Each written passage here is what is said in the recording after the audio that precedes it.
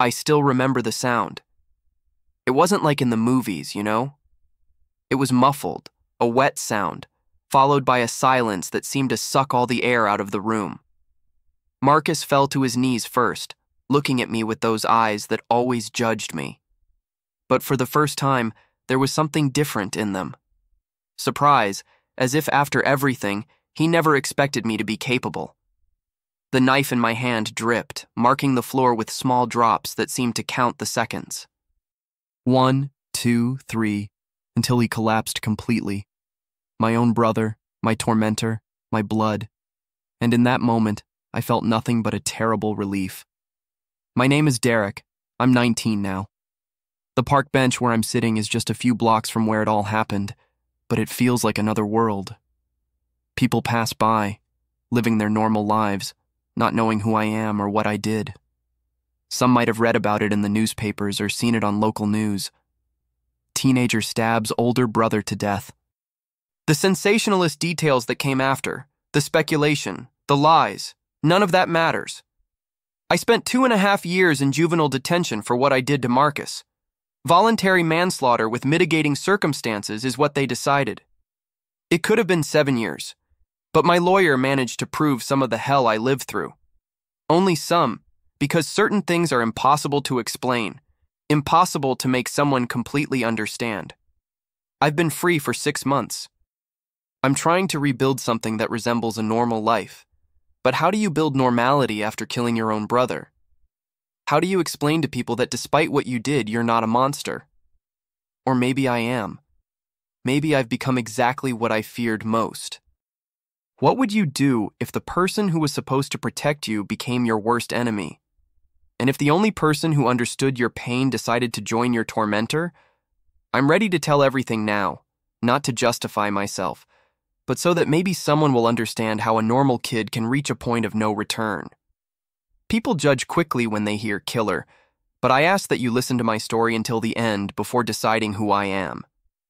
I'm not proud of what I did, but I also can't say that I completely regret it. It's complicated. Real life is complicated, full of gray areas where everyone wants to see only black and white. If you're really paying attention to me, do me a favor. Like this video right now, subscribe to the channel. Turn on notifications to receive updates and tell me in the comments where you're watching from. Seems silly, I know. But when you've spent years being ignored, every proof that someone is listening means a lot. And believe me, what I'm about to tell will change the way you see many things. There are things about my family that nobody knows, things that didn't even come up at the trial. This is the story of how my father destroyed our family, how my brother became my enemy, and how I ended up with a knife in my hand on that October night 3 years ago. Our family seemed normal from the outside. We lived in a middle-class neighborhood in Ohio, owned our home, car in the garage, barbecues on Sundays. My father, Robert, worked as a manager at a building supply store. My mother, Lucy, was an elementary school teacher, the kind everyone loves. Marcus was 4 years older than me. We were the Wilson brothers, the polite boys from Maple Street. The facade began to crack when our front door closed. My father always had an explosive temper, but at first he managed to control it in front of visitors. Wait until your father gets home. It was a phrase that froze my blood since I was 5. Not because he always beat me, but because of the unpredictability. We never knew what would trigger his fury. The early years were peaceful. I have some good memories. Fishing trips, football games, ice cream at the park. My brother Marcus protected me. Being older, he taught me tricks to deal with our father. Don't talk when he's drinking. Disappear when he starts yelling at Mom. If he asks you something, agree and leave quickly. The change began when I was 8 and Marcus was 12. My father lost his job and was unemployed for 6 months. Money got tight, the drinking increased, and what was a difficult temperament transformed into something monstrous. The first time he really beat Marcus wasn't just a slap or a pinch, it was a violent whipping with a belt. All because Marcus spilled a glass of soda on the new carpet. I remember hiding in my room, covering my ears, hearing my brother's screams apologizing, and my mother begging my father to stop. And I prefer not to mention what he did to my brother at night when he drank too much, just the two of them in a dark room. After that, it was as if a dam had broken. My father found in Marcus a perfect target. It was as if all the frustration, all the hatred he felt toward life could be unloaded onto him. Marcus was tall for his age. He talked back when he shouldn't, and that seemed to provoke my father even more. With me, he was different. Not that he completely spared me, but the beatings were less frequent, less violent. At the time, I didn't understand why. Now I know it was because I looked more like my mother, quieter, less threatening to his authority. My mother tried to intervene at first. She even called the police twice, but my father was respected in the community. He knew the local cops. Nothing happened beyond warnings. After each frustrated attempt to seek help, the violence got worse. She eventually gave up, becoming a shadow circling the house, trying to mitigate the damage but never really protecting us. When I was 10 and Marcus 14, my mother started spending more time away, giving extra classes, participating in school projects. It was her way of escaping. We understood, but we felt abandoned. It was during this time that Marcus began to change. At first, he still protected me. He would hide with me in the back bedroom when we heard Dad's car arriving. He taught me to identify the signs, the way the door slammed, how long it took him to take off his shoes, whether the TV was turned on immediately or not. Small details that could mean the difference between a peaceful night and terror. One day I came home from school and found Marcus sitting on the sidewalk with a swollen face, a split lip. He had been caught smoking with some friends in the neighborhood. Our father found out from a neighbor and waited for him to get home. The beating was so violent that to this day I can't describe it. I heard sounds that no child should ever hear. That night, something broke inside Marcus. Not just bones, something deeper. He stopped crying during the beatings, stopped apologizing. His gaze became empty, as if he had disconnected from his own body. "He can't hurt me if I don't feel anything," he told me once with a strange smile that didn't reach his eyes. Marcus started spending more time away from home, coming back late, getting involved with older people with problems. I think it was his way of regaining some control, of feeling like he had a choice in some aspect of life. Each new problem with Marcus was fuel for my father's anger, creating a vicious cycle that seemed to have no end. At 13, I tried to talk to my teacher about what happened at home. She called Child Protective Services, who made a visit. My father, always charismatic in public, convinced everyone that he was just a strict father trying to keep two teenagers on the right path. Marcus, surprisingly, confirmed his version. I was treated like a liar, seeking attention. After that, things got worse for me too. My father now saw me as a threat, someone who could expose him. The beatings became more frequent, but always calculated, never on the face or in visible places. The most disturbing change came when I turned 14. Marcus, then 18, started acting strangely. He no longer protected me. He began repeating our father's phrases. "You need to be a man. Stop crying like a little girl. You only get beaten because you deserve it." It was as if, in order to survive, he had begun to identify with the aggressor. Psychologists call it Stockholm Syndrome, I think. At the time, I only knew that I was losing the one person who understood me, my only ally in that house of horrors. The year I turned 15 was when everything completely fell apart. Marcus had basically become a copy of our father. Not in physical violence, not yet, but in mentality. He spent hours with our father in the garage, fixing the car, drinking beer, laughing at jokes that once made him tremble with fear. The most disturbing thing was how he seemed to have developed the same contempt for me that our father had, as if I were weak, pathetic, unworthy of respect. It started with small things, hiding my books, eating my portion of dinner, locking me in the bathroom. One night I came home late from the library. I was studying for an important test and lost track of time. I entered the house trying not to make noise, but my father was awake, waiting. Marcus was also there, sitting on the couch with a beer in his hand, watching. "Where were you, you worthless piece of crap?" my father asked, already standing up. "At the library, studying for—" I didn't finish the sentence. The first blow hit my stomach, leaving me breathless. I fell to my knees, and then the kicks came. Marcus just watched, drinking his beer. "Help!" I managed to say between blows. Marcus smiled, a smile I will never forget. "You need to learn to be a man someday," he said, repeating the phrase our father used to say when he beat him years before. That night, while I cleaned my blood in the bathroom, I realized something fundamental had changed. It wasn't just my father I was fighting against now, it was my own brother. The person who should understand, who lived the same nightmare, had joined the enemy. The following weeks were a growing nightmare. Marcus started spreading rumors about me at school and in the neighborhood. He told neighbors he caught me stealing money from our father's wallet. He told teachers I was using drugs.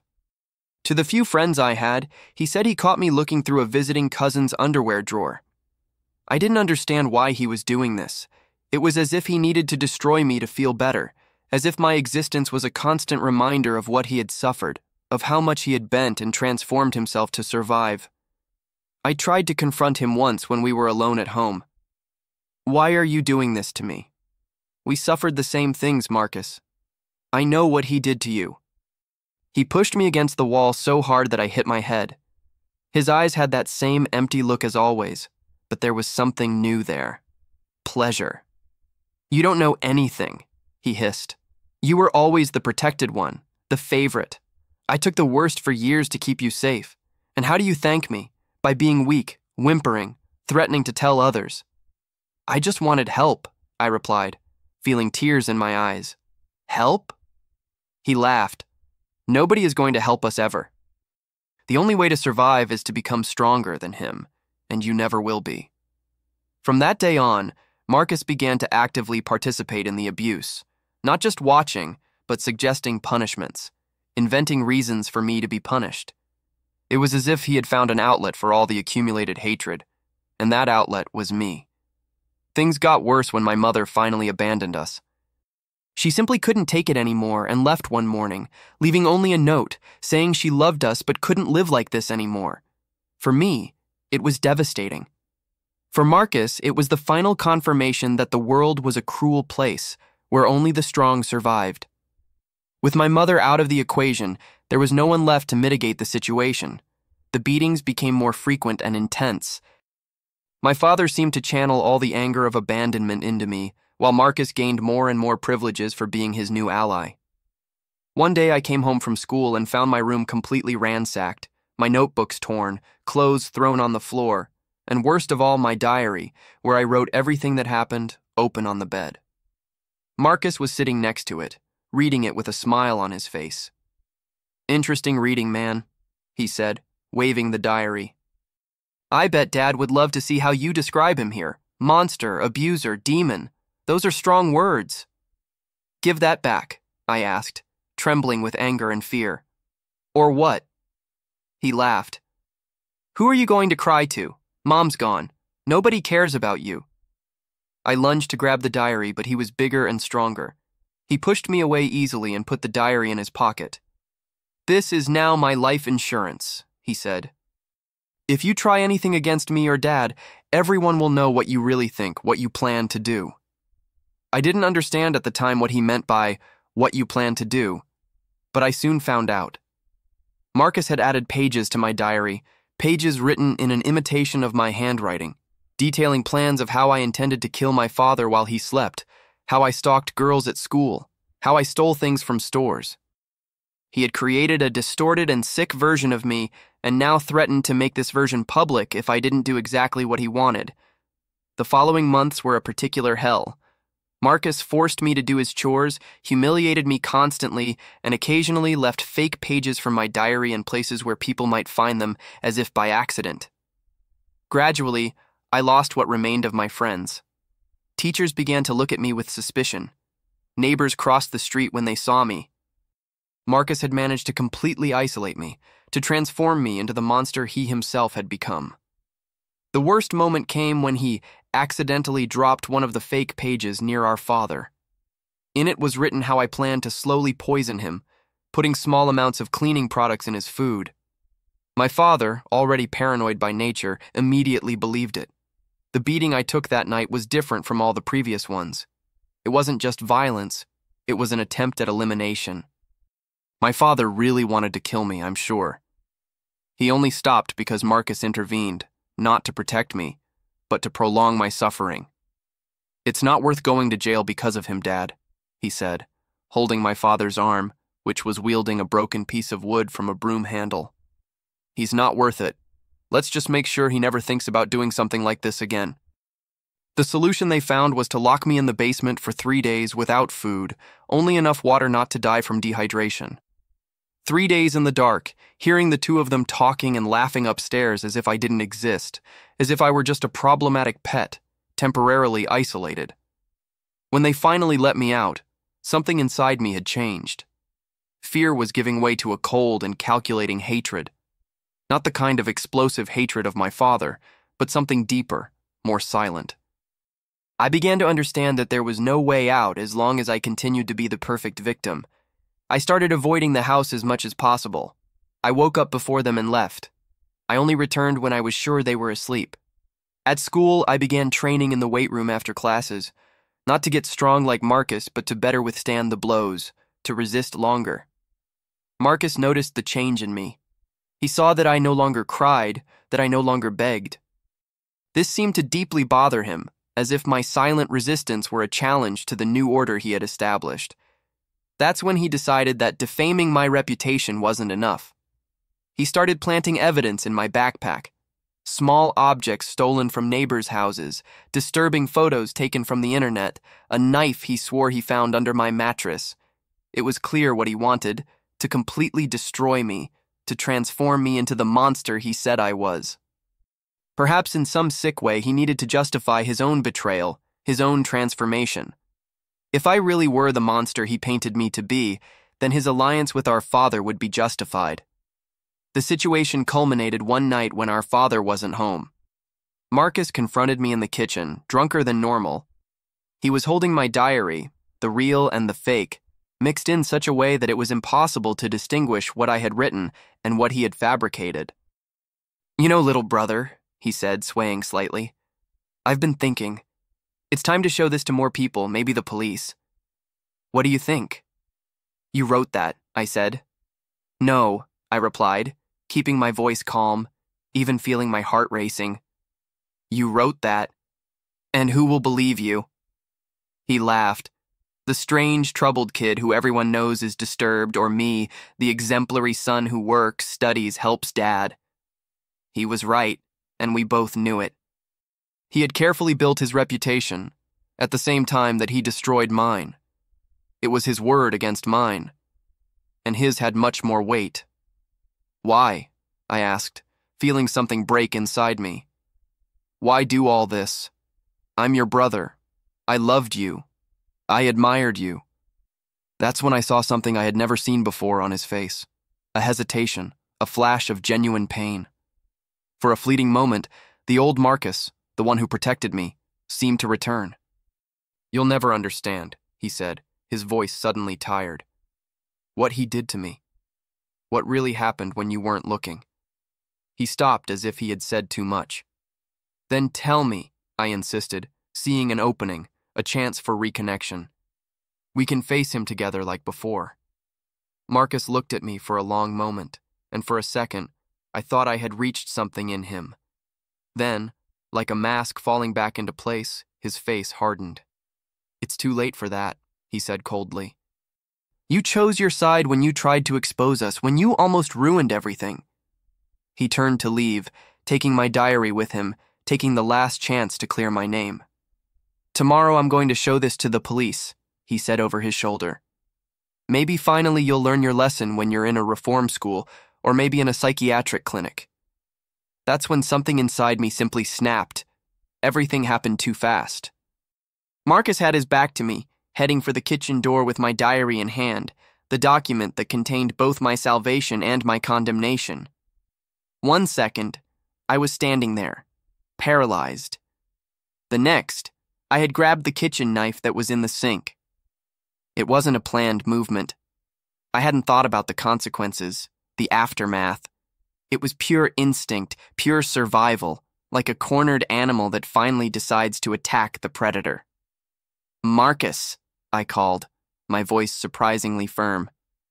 When he turned, his eyes widened at seeing the knife in my hand. Not with fear.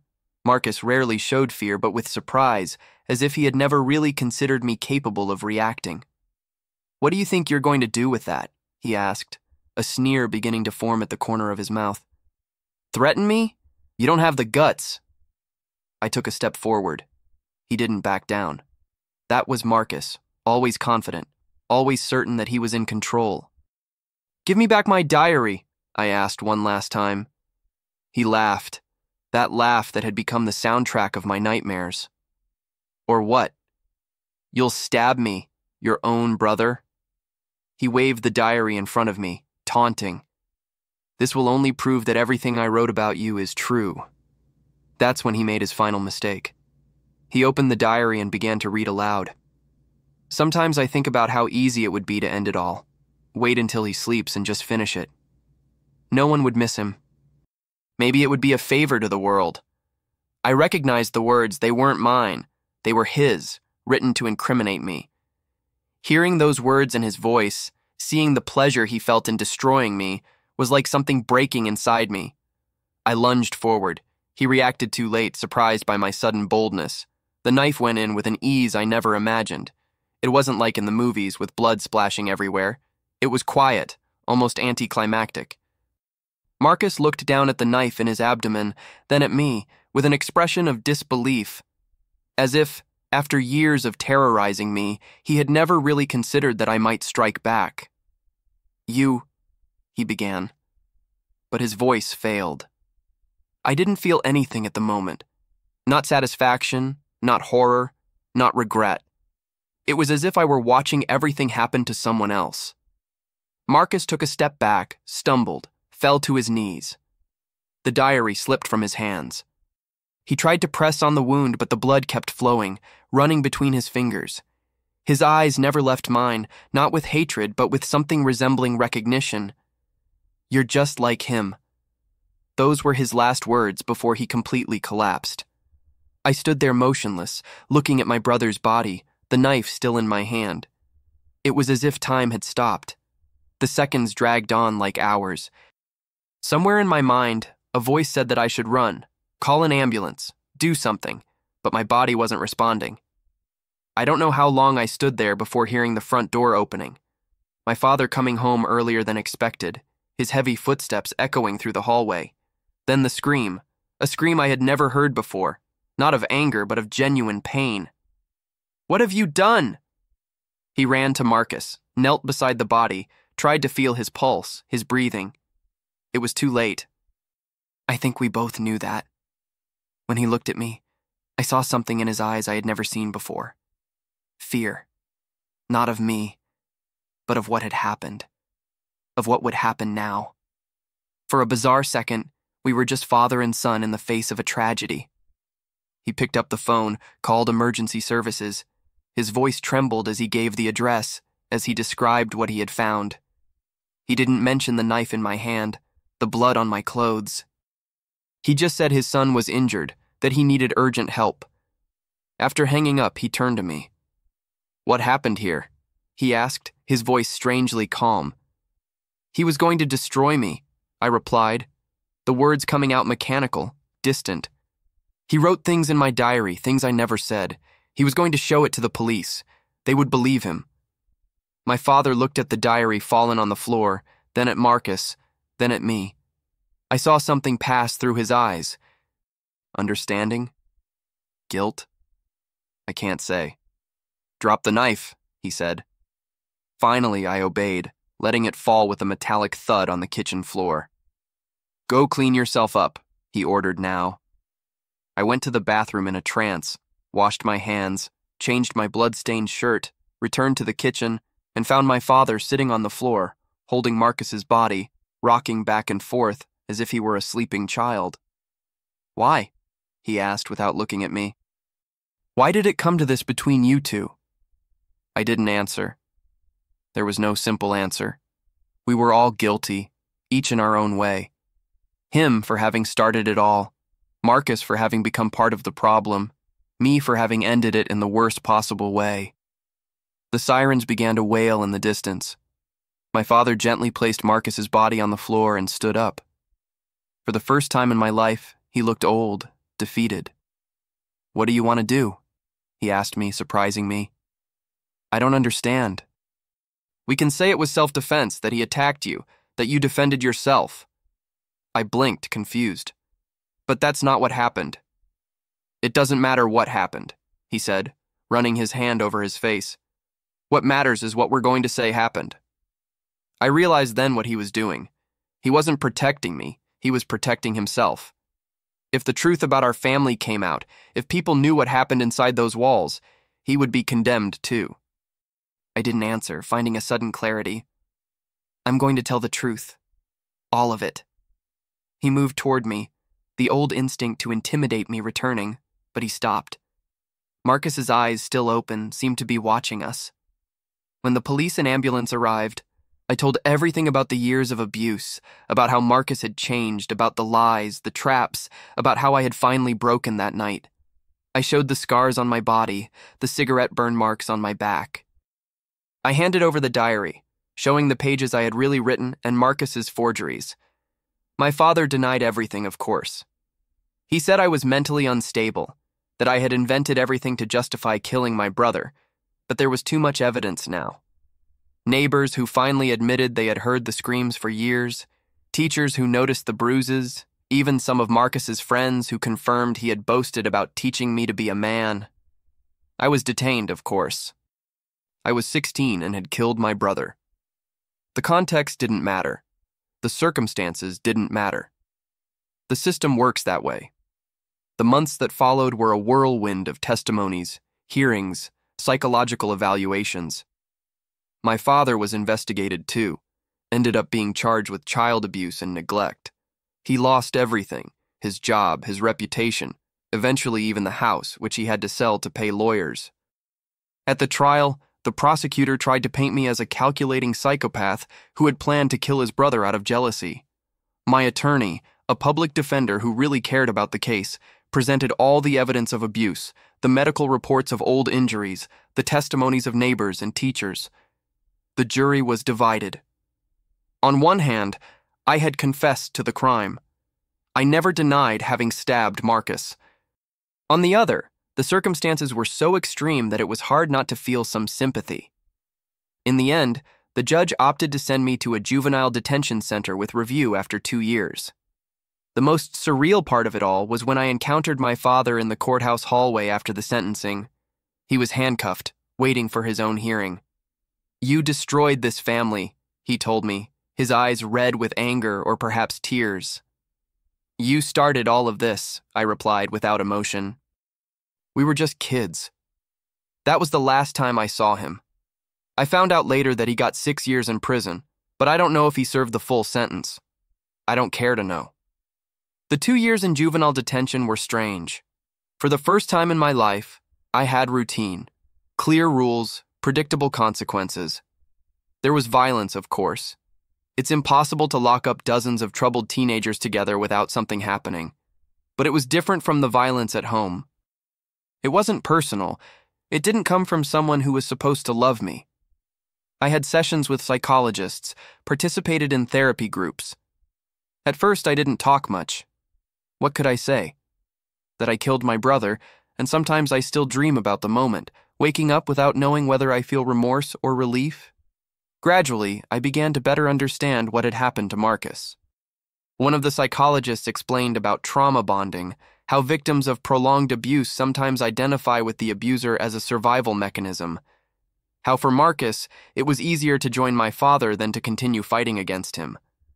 Understanding doesn't mean forgiving, but it helped to process everything. Sometimes I wonder if, had I suffered the same level of abuse that Marcus suffered, would I have broken in that way too? Would I have become the monster I was fighting against? I also better understood why my father focused more on Marcus than on me.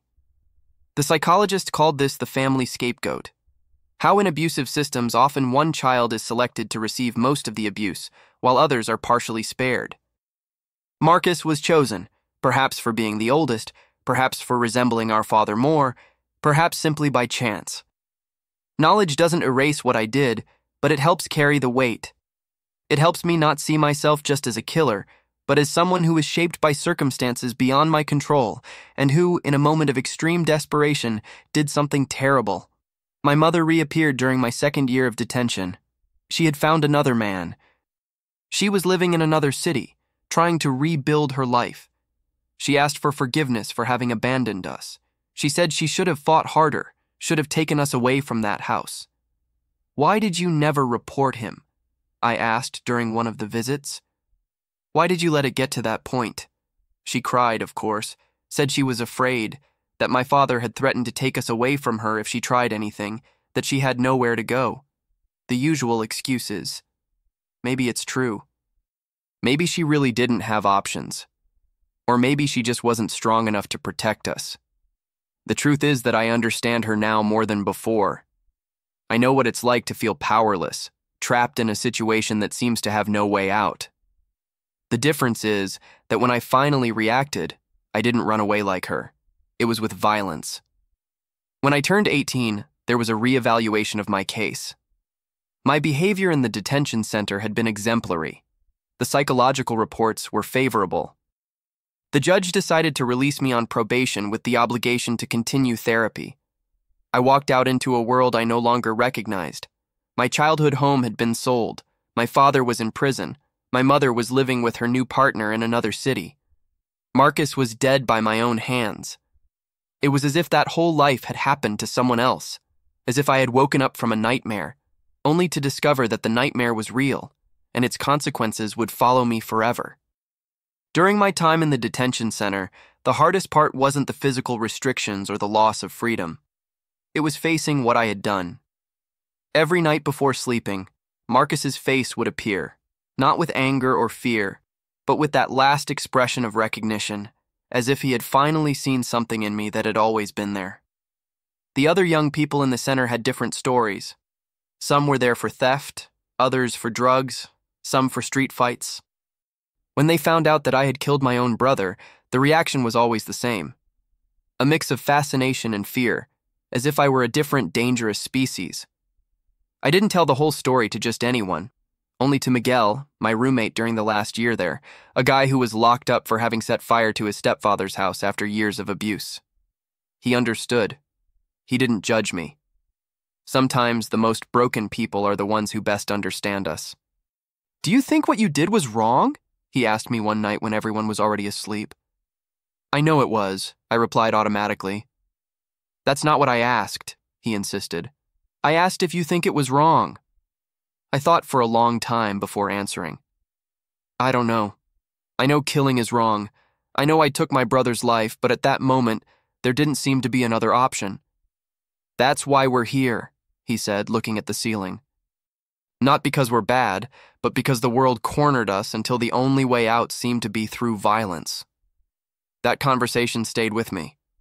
During therapy sessions, I tried to find other paths I could have taken.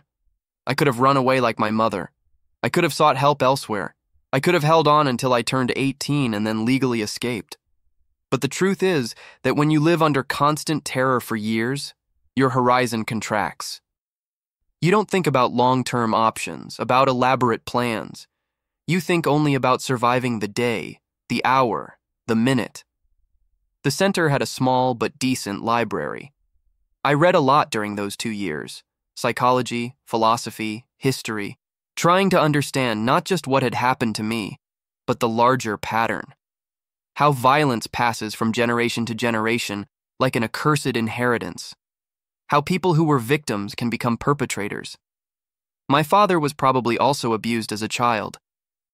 I never confirmed this. He never talked about his childhood, but the signs were there. The cycle of abuse is real and frightening in its persistence. How many generations back did this chain extend? And, more importantly, would it end with me? When I left the center 6 months ago, that was my biggest concern. I didn't fear the practical difficulties, where to live, how to find work with my record. I feared myself, what was inside me, what might awaken again. My mother offered to take me in at her new home, but I refused. It would be too easy to fall into resentment, into bitterness. Besides, she had a new life, a man who seemed decent, and a small child, my half-brother whom I barely know. Instead, I accepted help from a reintegration program. They got me a room in a halfway house for young people in a similar situation, a part-time job at a bookstore, and I continued with weekly therapy as required by my parole. The halfway house is just a few blocks from this park where I'm sitting now. I come here almost every day, usually in the late afternoon when there are few people. I sit on this same bench, look at the trees, the sky, the people passing by, and try to remember that there's a world beyond my story, beyond my pain. The question they ask me the most, the therapists, the social workers, even some colleagues who know my story, is whether I regret it. It's a complicated question. Do I regret having taken a life? Yes, profoundly. Do I regret having lost my brother, that boy who once protected me, who taught me to ride a bike, who laughed at my silly jokes, every day? But do I regret the act itself on that specific night, in that kitchen, with that Marcus who had become an extension of the terror that was my father? I can't say. And that uncertainty haunts me more than anything else. The psychologists say this is normal, that it's part of the process of acceptance and healing, that I can condemn the act without completely condemning myself as a person, that a decision made in a moment of extreme desperation doesn't define who I am or who I can become. I try to believe this. On good days, I even manage to. On bad days, I still wake up with the muffled sound of the knife entering my brother's body. I still see his eyes staring at me. I still hear his last words. "You're just like him." Maybe he was right. Maybe there is something of my father in me, something violent and irreparable, or maybe it was just the last blow he could deliver, planting this doubt that would eat away at me from the inside forever. The truth, I think, lies somewhere between these extremes. I'm not a monster, nor am I innocent. I am the product of my choices, yes, but also of the choices others made for me, of the environment that shaped me, of the traumas I carried. I'm trying to rebuild something that looks like a normal life. I work, I study to finish high school, I talk with my housemates, I even go out occasionally. Small steps back to humanity. I don't know what the future holds. I don't know if I'll ever be able to completely forgive myself. I don't know if I deserve to be forgiven, but I know that despite everything, I'm still here, breathing, trying, surviving, not for revenge or hatred as before, but for the possibility that maybe, just maybe, I can find some purpose beyond the pain that brought me here. If you've made it this far and understood what I've been through, I need to ask you one last favor. Like this video right now, subscribe to the channel, turn on notifications so you don't miss the next stories, and tell me in the comments where you're watching from. It seems trivial, I know, but when you've spent years being completely ignored, each comment, each person who listens to my story until the end helps me feel that I'm not completely alone in this process, that maybe my experience can help other people avoid the same path. I'm not here to be judged or absolved, just to tell the truth as I lived it. What you do with that truth? Well, that's no longer in my hands. I remember something I read during my time at the center, a quote from Viktor Frankl. Between stimulus and response, there is a space. In that space is our power to choose our response. In our response lies our growth and our freedom. My space was too small that night in the kitchen, almost non-existent, but today it grows a little each day. And in that space, perhaps there exists the possibility of becoming someone different from what destiny seemed to have mapped out for me. This is my story, a story of pain, of betrayal, of violence, but also I hope a story of survival, and maybe someday of redemption. Thank you for watching Traumatic Accounts. Remember to like, subscribe, and share.